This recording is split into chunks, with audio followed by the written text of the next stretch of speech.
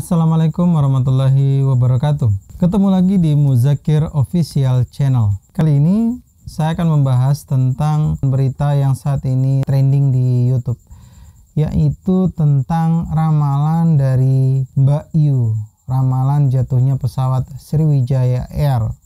Sebelum lanjut ke sana ya, saya pribadi dan keluarga mengucapkan turut berduka cita atas para korban dari jatuhnya pesawat Sriwijaya Air. Kemudian ada saudara-saudara kita yang terdampak gempa di Mamuju, kemudian ada di Kalimantan yang terkena banjir. Semoga musibah yang saat ini tengah menimpa kita segera berakhir dan hari baru akan dimulai. Baik teman-teman semuanya, kembali ke topik pembahasan kita tentang ramalan dari Mbak Yu tentang jatuhnya pesawat Sriwijaya Air, dan ini sudah trending ya di YouTube ya.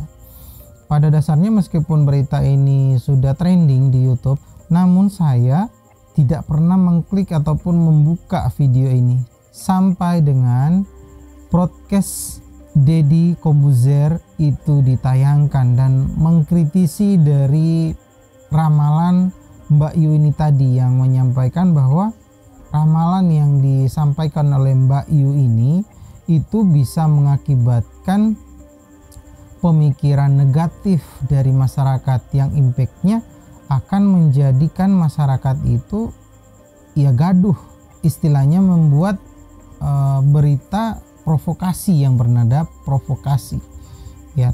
Terlepas dari ini semua ya, ini biarlah menjadi tanggung jawab para pihak yang memang benar-benar kompeten di bidangnya. Namun di kesempatan ini saya akan berfokus kepada kok bisa video-video seperti ini itu trending di YouTube, kok bisa orang-orang seperti ini mendapatkan panggung di masyarakat kita. Jawabannya ya bisa saja karena masyarakat memberikan kesempatan dan masyarakat itu percaya. Ya istilahnya kayak kok bisa penipu ini masih ada ya, karena memang ada yang mau ditipu gitu loh. Ya semisal kalau misalkan semua orang nggak mau lagi percaya kepada si penipu ini, nah ya si penipunya ini nggak akan bisa dapat panggung gitu loh. Nah sederhananya seperti itu. Kemudian kalau bagaimana di Islam ini kalau semisal kita percaya kepada hal-hal seperti ini, ya fix kalau kita percaya kepada ramalan ya musyrik Anda. Ya kita masuk musyrik teman-teman, karena dengan begini, dengan kita percaya kepada ramalan yang terjadi ya, dengan ramalan yang terjadi itu kita menggadaikan akidah kita ya, keimanan kita untuk mempercayai hal ini. Bahkan manusia tersuci di dunia ya, Rasulullah SAW pernah ditanya oleh salah seorang sahabat, menanyakan bahwa ya Rasulullah, kapan hari kiamat itu terjadi? Kapan hari kiamat itu terjadi? Rasulullah menyatakan bahwa hari kiamat ya, hari kiamat dan hari kehancuran itu hanya Allah yang tahu ya. Manusia suci pun ya, manusia tersuci pun di dunia ini, bahkan sampai dengan saat ini tidak ada ya manusia yang melebihi beliau, mengatakan bahwa segala kehendak itu adalah Allah yang menentukan. Lalu kok ada orang-orang yang seperti ini yang katanya mampu meramalkan A bla bla bla bla. Nah kalau misalkan dasarnya dalam Islam ada nggak? Ada. Namun orang ini adalah orang yang bersekutu dengan syaitan. Syaitan itu mencuri berita ya, mencuri kabar berita dari arsy-nya Allah di Lauhul Mahfuz, kemudian disampaikan kepada wali-wali syaitan ini tadi. Kemudian disampaikan ada yang benar dan ada yang salah. Nah, sebagai umat muslim ya, sebagai seorang muslim yang percaya ataupun taat terhadap agama, hal seperti ini harusnya tidak kita percayai, karena ya ini kayak kita tebak kotak ya, ini zong gini loh. Itu zong. Ya ini pada dasarnya kayak perumpamaan yang Mas Deddy Corbuzier sampaikan itu, orang seperti ini, mereka itu menebar ramalan yang banyak, ya, banyak ramalan yang mereka sampaikan, banyak mereka yang mereka ramalkan. Kemudian setelah banyaknya ramalan ini yang mereka sampaikan, mereka akan fokus kepada yang kejadian saja. Semisal nih kejadiannya memang ya pesawat jatuh, ya pesawat jatuh kejadiannya, ya mereka akan fokus ke sini. Sementara di luar sana banyak banget ramalan yang memang tidak terkejadian. Dan kalau dilihat ya kalau saya cermati dari penyampaian dari Mas Deddy, hal seperti ini itu ya saya jadi ingat waktu kita melakukan penelitian ya di skripsi, di tugas akhir itu kan ada tuh teori yang mengambil kesimpulan atau misalkan mengambil hasil itu dari ramalan, ya. Makin banyak kemungkinan yang ditebar, ya makin banyak sampel yang didapat,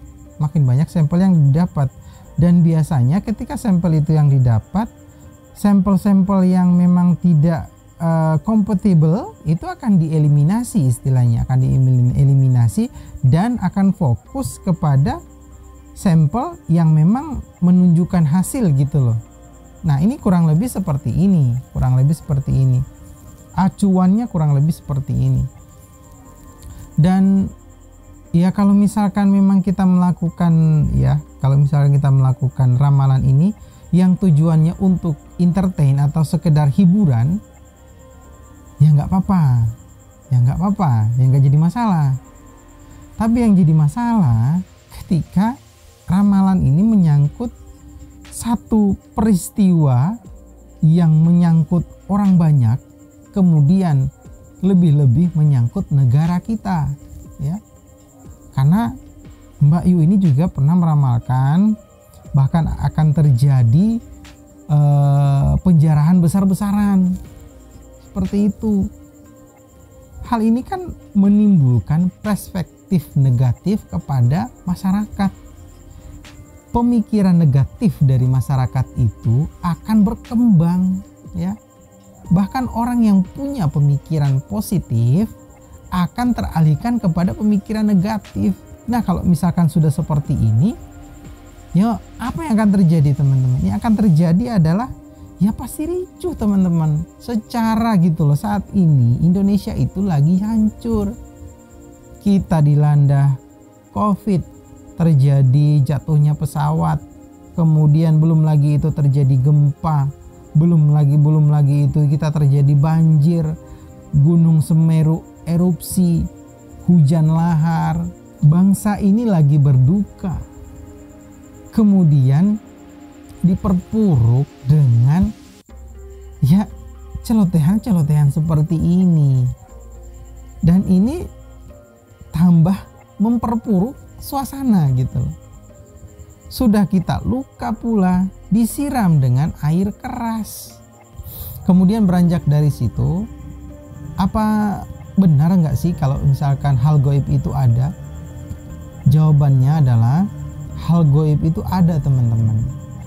Bahkan di dalam Islam itu sendiri, agama yang saya anut, tidak sempurna iman ataupun tidak sempurna Islam seseorang manakala dia tidak percaya kepada hal-hal yang gaib. Karena bagian dari Islam itu adalah mempercayai hal-hal yang gaib. Namun itu bukan menjadi satu acuan teman-teman. Karena hal gaib ini cuma bagian ataupun partikel terkecil dari kumpulan partikel yang ada, ataupun bagian terkecil dari sebuah keseluruhan ataupun sebuah konsep pemikiran atau konsep aturan dalam Islam itu sendiri. Kembali lagi ke pembahasan kita teman-teman. Kalau ini hanya bagian terkecil, kemudian kita jadikan ini adalah acuan ataupun landasan hukum yang utama, ya keliru teman-teman. Salah besar, bukan seperti ini teman-teman. Jadi dulu saya sempat baca sebuah buku yang sangat menarik ya, sangat menarik tentang riset dari Thomas J. Stanley tentang Millionaire Mind atau pemikiran para miliarder. Di situ ada di satu pembahasan, ada di satu sekolah, keberhasilan ataupun kelayakan dari siswa itu sendiri, kecerdasan ataupun keberhasilan di masa mendatang itu dari siswa itu dinilai dari tempat duduknya atau dinilai dari seberapa bagus nilainya yang mereka dapatkan ketika mereka ulangan.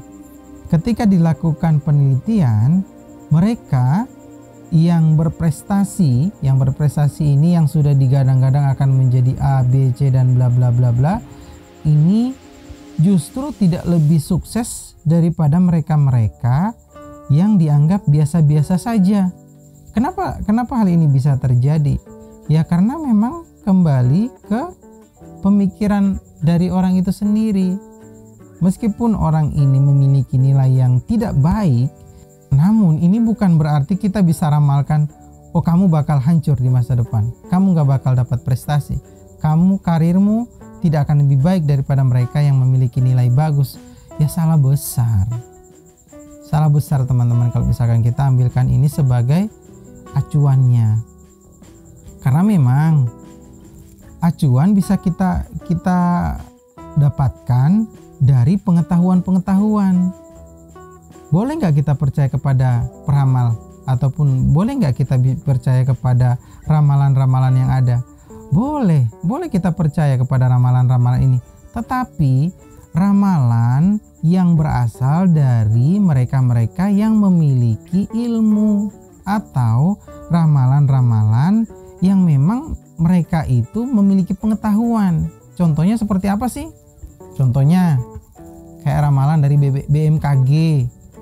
BMKG mengatakan bahwa kemungkinan pada hari ini akan terjadi hujan lebat. Kenapa kita percaya? Karena mereka punya alat analisisnya. Mereka punya alat pengukurnya.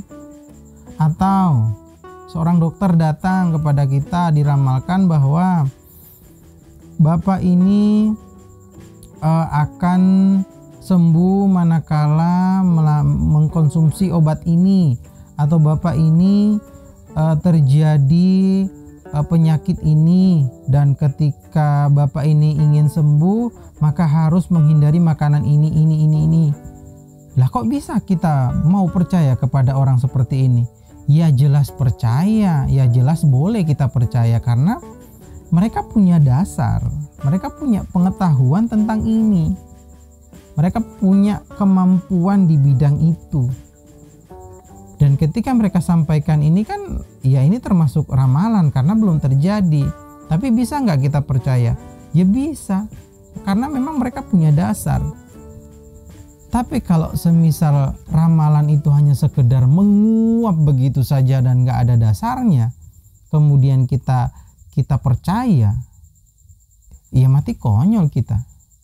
Belum lagi apa yang disampaikan itu menambah kegaduhan, karena Indonesia ini terus terang di awal tahun 2020 itu kita sudah panas tentang politik, kita sudah kacau dengan politik, kemudian ditambah lagi dengan isu-isu yang begini yang begitulah, kemudian diperparah dengan terjadinya bencana. Indonesia ini lagi sakit teman-teman, kemudian diperparah dengan ucapan-ucapan seperti ini, jadi malah tambah hancur.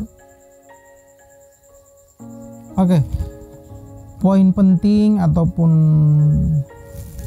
poin yang ingin saya sampaikan pada kesempatan ini, poin pentingnya adalah yang pertama, kita nggak boleh percaya kepada hal-hal seperti ini, kepada peramal-peramal yang nggak berdasar dengan ilmu pengetahuan. Karena kalau misalkan secara logisnya ataupun secara rasionalnya nggak masuk di akal, dan secara agamanya pun kembali ke musyrik. Kemudian ketika ramalan itu dilakukan untuk entertain atau untuk sekedar hiburan, maka mungkin bisa dimaklumi.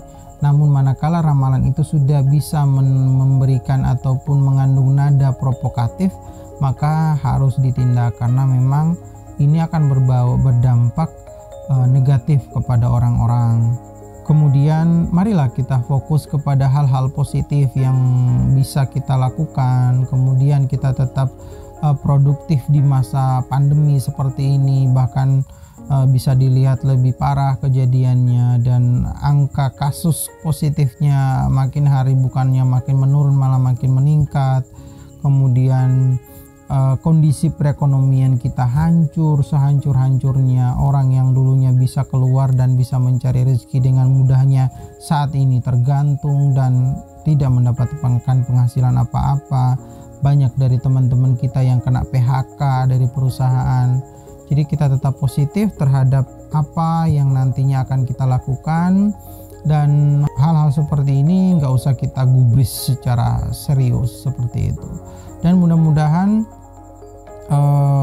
hal-hal seperti ini tidak akan terjadi lagi seperti itu. Dan kita fokus untuk membenahi perekonomian kita. Kita fokus kepada bagaimana kita bisa bangkit kembali dan menjadi kita seperti dulu lagi sebelum COVID ini merajalela.